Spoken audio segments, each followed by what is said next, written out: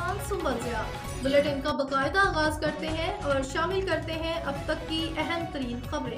District police officer بہاڑی محمد اسماعیل کھاڑک نے ضلع بہاڑی میں اضافی عہدے کا چارج سنبھالے۔ ڈی پی او بہاڑی محمد اسماعیل کھاڑک نے چارج سنبھالتے ہی ایس ایچ او اور آفس سٹاف سے تعارفی اجلاس کیا، جس میں ضلع میں امن امان کی صورتحال، عوامی مسائل اور پولیسنگ سے متعلق اہم امور پر تفصیلی تبادلہ خیال کیا گیا۔ ڈی پی او نے کہا کہ وزیر اعلیٰ پنجاب محترمہ مریم نواز شریف کے وژن کے مطابق گڈ گورننس، شفافیت اور مؤثر پبلک سروس ڈلیوری کو یقینی بنایا جائے گا۔ انہوں نے واضح کیا کہ جرائم پیشہ افراد اور منشیات فروشوں کے خلاف بلا امتیاز کارروائیاں جاری رہیں گی۔ ڈی پی او بہاڑی نے اس عزم کا اظہار کیا کہ خواتین، بچوں اور کمزور طبقات کے تحفظ کو ترجیحی بنیادوں پر یقینی بنایا جائے گا، جبکہ کمیونٹی پولیسنگ کے فروغ کے ذریعے پولیس اور عوام کے درمیان اعتماد کو مزید مضبوط کیا جائے گا۔